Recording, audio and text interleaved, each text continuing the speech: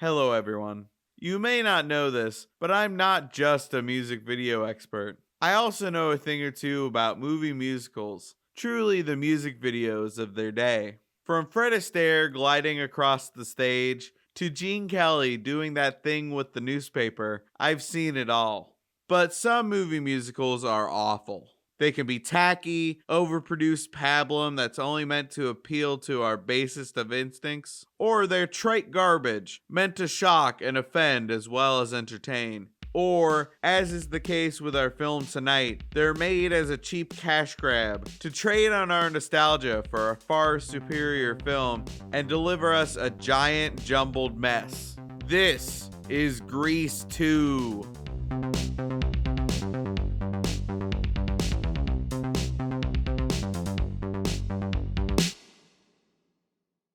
But let's begin with Grease, which is nothing more nor less than a very old-fashioned Hollywood musical, and a very badly made one at that, in which John Travolta, as a greasy-haired rocker, finds virginal Olivia Newton-John, loses her, and then finds her again when she turns up all kinky in black leather in the last reel. Grease at that time was the highest grossing movie musical of all time, and it held that position until Mamma Mia. So imagine you're Grease producer Alan Carr. Grease becomes a massive hit, making $396 million at the box office, and Paramount Pictures desperately wants you to make a sequel. So desperately, in fact, that they pay you $5 million to produce it. What do? Step 1 is to hire a director. Carr went with Patricia Birch, choreographer of Grease 1. To write the script, he hired Ken Finkelman, writer-director of Airplane 2. You know, the most popular airplane movie. No one else from Grease 1 wanted to return. The original composers, Jim Jacobs and Warren Casey, both turned down the offer, being replaced by Louis St. Louis. The producers intended for this film to focus on Kenickie and Rizzo, but neither Jeff Conaway nor Stockard Channing decided to return. Did you ever see Grease 2? No, I'm sorry. You never saw it? No. Yeah. I mean... It's a boring answer, isn't it? No, it's fine, It's but I the mean, truth. in some respects, why bother? I mean, how can you touch... Well, I've barely seen Grease 1, to be honest. And most importantly, John Travolta and Olivia Newton-John were approached to reprise their roles, but both declined. John Travolta was busy starring in another dance movie sequel, and presumably he didn't need 2 flops on his resume. John and I were approached several times to do Grease 2, which was released in 1982, but I don't think the material ever got to a script stage that we thought could work. It was probably for the best, because Grease 2 would have shown them to be married and running a gas station. We apparently missed out on John Travolta singing a song called Gas Pump Jockey, and the world is sadder because of it. To cast the new main roles, Alan Carr auditioned thousands of actors. He also scouted Broadway shows, where he eventually found Maxwell Caulfield. Caulfield was starring in an off-Broadway production of Entertaining Mr. Sloan, and based on his acting in this movie, he must have absolutely nailed that part. For the part of Stephanie, the cool new pink lady, the producers selected a young unknown up-and-comer named Michelle Pfeiffer? Pfeiffer? Well, it was a total fluke that I got that part. Oh, and how? I went on a lark. I mean, my agent said, "Oh, just go." I wasn't a dancer. I wasn't a singer. We had the dancing auditions, and Yeah. it's literally like a chorus line. It's Yeah. like this line goes, and then the next line goes, and I kept sneaking in the back. Finally, Right, it was only me, and the director's like, "Come on, come on." So I go and, go down there. But anyway, I did, and I got the part, and shockingly enough.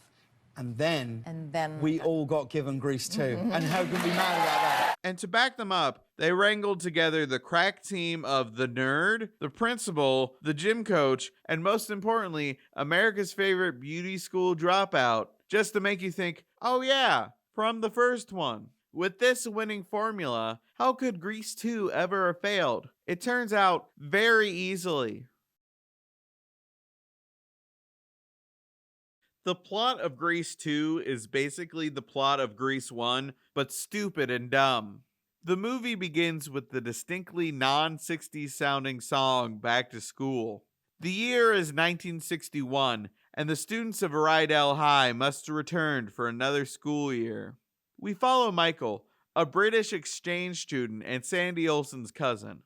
You know Sandy Olsen, the Australian? This is her British cousin.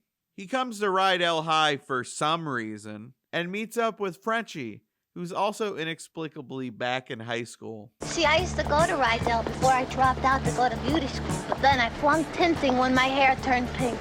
Exposition accomplished. That's why I'm back at Rydell, to get my chemistry so I can mix my own cosmetics. Makes sense. Does it, though? We then meet Stephanie, the new leader of the Pink Ladies and master quick change artist.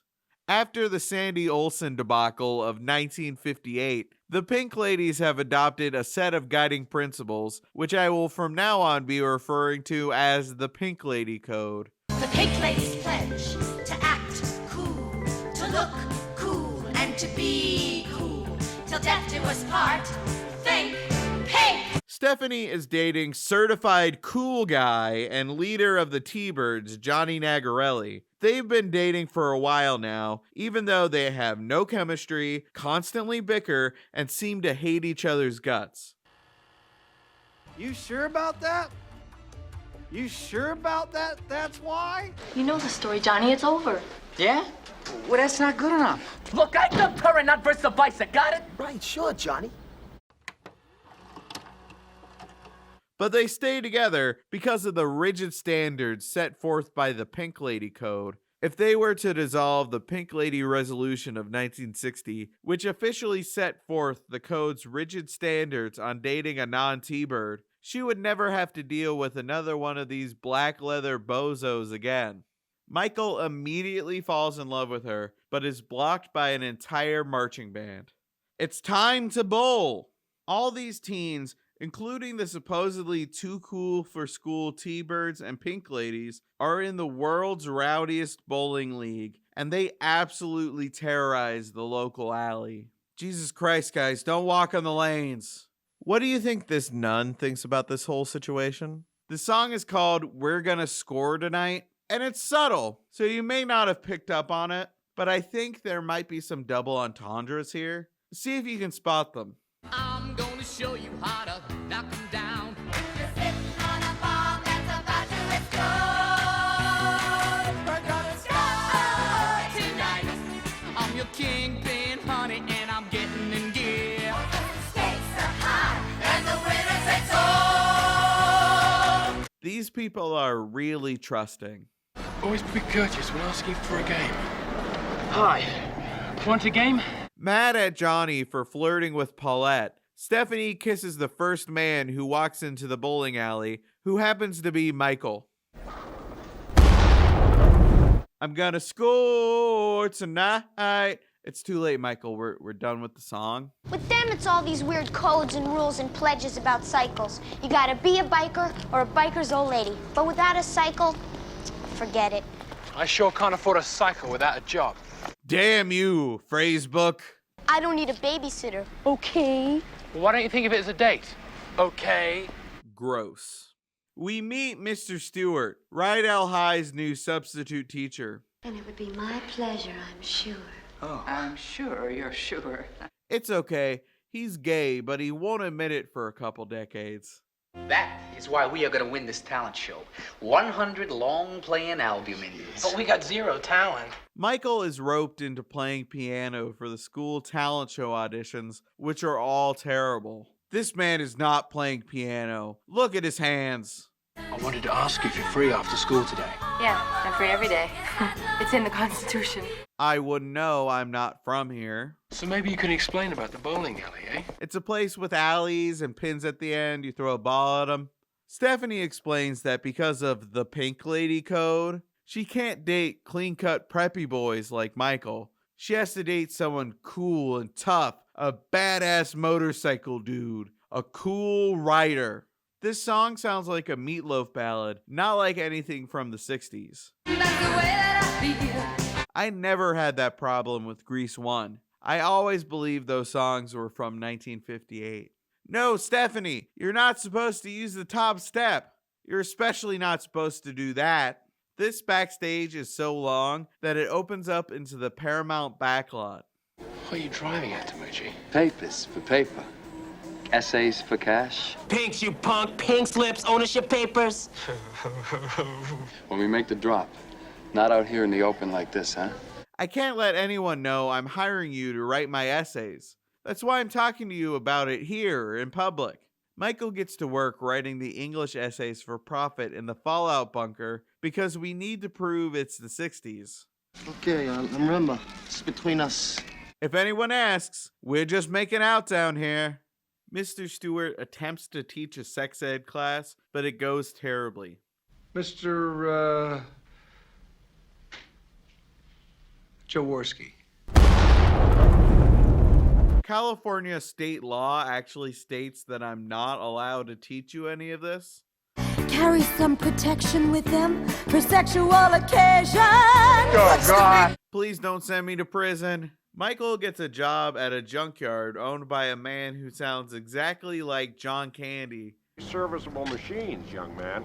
And learns extremely quickly how to both fix and ride a motorcycle.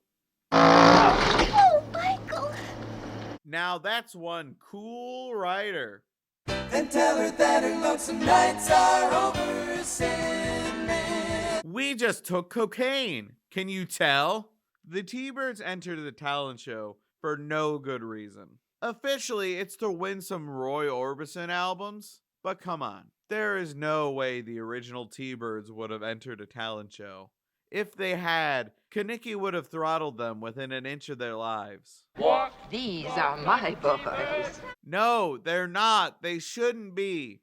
Hello, Miss McGee. You're looking lovely today. Why are these greasers the principal's pet? It's such an indication that these new T-Birds are losers. As the students leave the bowling alley that night, the 40-year-old leader of the Scorpions from Grease 1 shows up with his new gang, and they all ride motorcycles. These cycles seem to be the hip new thing, seeing as they all lost their bitchin' rides racing at Thunder Road. The new T-Birds probably don't remember that blemish on their record, seeing as they were likely in the 7th grade when that race happened. But then, a mysterious new biker shows up on the scene. Who could this possibly be? One of you stop him! That thing he's on. It's a Ford with wheels. It's an absolute dream. How does nobody recognize him? This isn't an elaborate disguise. We came down as soon as we heard. We can't arrest him. He's too cool. In fact, I think it's better for the both of you that it's over. Yeah, but the code does say that we're T-Bird chicks. At least till grad. Why? Michael describes his problems to Frenchie and decides just to talk to Stephanie. I'm gonna walk right up to her and say,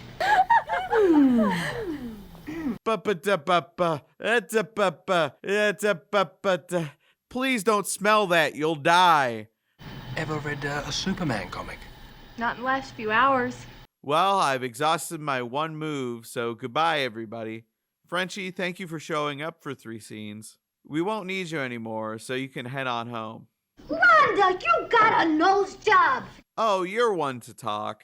The doctor fixed your nose up. Miss McGee and Blanche demonstrate the school's air raid siren, which is subsequently stolen for a T-Bird sex prank. So let me get this straight. We're supposed to be rooting for the guys willing to fake nuclear war just to get some action. Please. I mean, the T-Birds in Grease 1 were sex-crazed doofuses to be sure, but none of them stooped to faking worldwide Armageddon. This is on par with the pranks in Porky's. Michael and Stephanie ride off in private, but just as he's about to reveal his secrets, they're rudely interrupted by the T-Birds and Pink Ladies. Friday night, talent show. I know that voice. It's the essay nerd. Johnny's I'm Such a Cool Guy Who Doesn't Need Anybody song transitions into their talent show song, the verses of which talk about picking up women at the grocery store. Because that's what women want, to be harassed by some 27-year-old high school motorcycle doofus while she's in the cereal aisle. Well, there is some very good work here, and there is also some very sloppy work here. With the talent show auditions and the cool writer mystery hanging over her head, Stephanie's grades have been slipping. Luckily, she knows a straight-A student who's in love with her, so she asks Michael to help her study. But now it seems like she's falling for Michael? I had this idea of Mr. Right, remember? Which is a stupid idea, right? Right. Right before the talent show, Stephanie and the Cool Rider try to meet up, but the T-Birds chase him through a construction zone.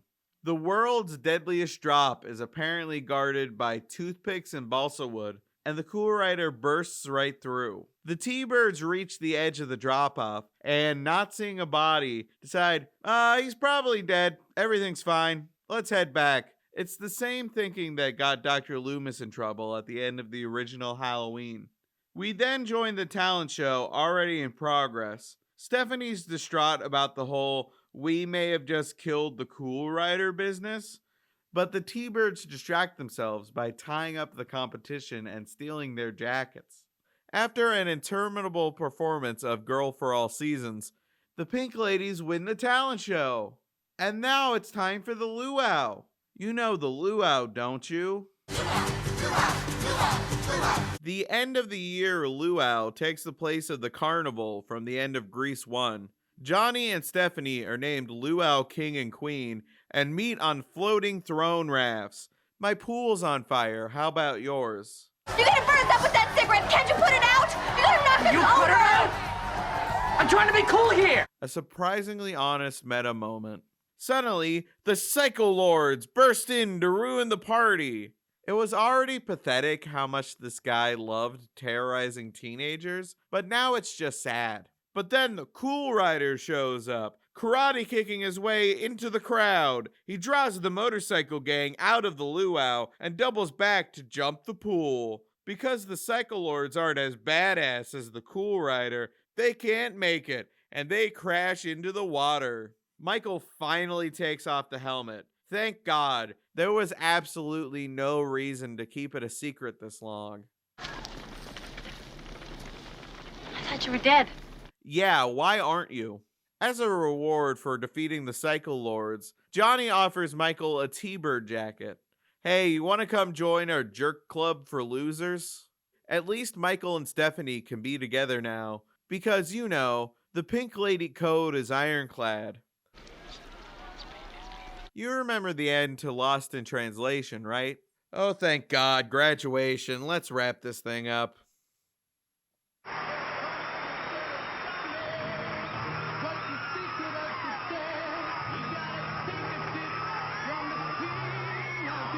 The issues with this movie are legion. Where even to begin?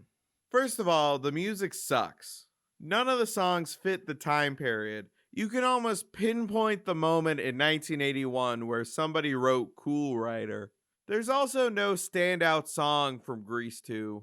Every song in Grease 1 is iconic and memorable, but no one will remember reproduction except as, oh yeah, the sex ed one. Cool Rider or We're Gonna Score Tonight.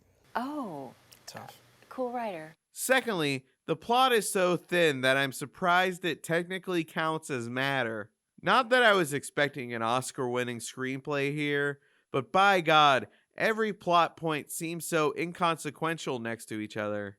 You could legitimately shuffle these scenes together, pull them randomly from a hat, and place them in any order, and it would have no effect on the plot. Grease 2. Yeah, they want to know who are the new stars. When of will Grease this be 2? released? June 11th. June 11th, okay. Yeah. They're not ready. They're not We're ready. not ready. No. So we're up. I'm talking. We're We're gonna get it in a happy. minute. Michelle Pfeiffer has done well for herself in the years since Grease 2, but Maxwell Caulfield's career was essentially tanked by the film. He never did anything near this high profile ever again. He somehow got cast as Rex Manning, the pop star everyone is obsessed with in Empire Records, but other than that, you've never heard of anything he's been in. The party was over, at least as far as this town was concerned. And it took me a long time to get over it. It really did. I don't mean just strictly ego. I mean, I'm talking about the opportunity to get another bite of the cherry, you know, because you're only as good as your last picture. And if you get literally a golden opportunity like this, and you haven't been as diplomatic as you should be throughout the process, then if there's blame to go around, you're kind of sitting front and center, you know, in the coconut shy. And, you know, so I took my shots, and as I said, it didn't work for a long time. The biggest reason for Grease 2's failure is simply the sophomore slump. Grease 1 went through 7 years of performances before the film premiered, so there were changes all along the way to iron out any story or music issues before production was underway. However, only 4 years separate Grease 1 and 2, which is a dangerously short amount of time to write, score, develop, film, and edit a movie musical. There's no chance to properly workshop a feature film's worth of songs in that time, so you end up with an odd assortment of songs that all sound drastically different in style, tone, and era. The script also feels like both a hackneyed retread of Grease 1 and utterly disconnected from it at the same time. They didn't understand any of the original character dynamics. The T-Birds were all punks and, let's face it, losers. But now, they're the jerk-ass popular kids. And then you have the Pink Ladies, who are only here to remind you about the Pink Lady Code, which was never a thing. There were no dating requirements in the original, but there's no conflict here without it. If Stephanie can date whoever she wants, who cares about Johnny at all? Hey babe, I know I'm constantly flaunting my very public cheating on you, but why are you into this square now? Babe, come back. Babe, wait. Babe, wait. Babe, wait. Babe! The film doesn't earn any of the moments it thinks it does. It doesn't build any of the characters' actual personalities into the script, just leaving them as broad sketches of whatever they need. Dumb greasers? Done. Badass women? Sure. Nerdy British types? Got it. A major part of the charm of Grease 1 is that you knew someone in high school like this, trying to act cool but failing, or just trying to fit in. No one acts like the characters in Grease 2, because real-life people are more three-dimensional than this. It feels like someone half remembered the plot of the original Grease and just tried to fill in the blanks wherever they needed to.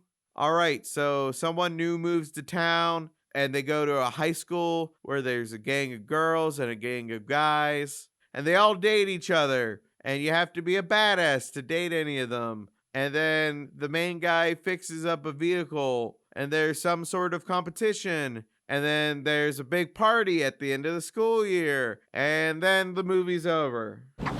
Well, here we are again.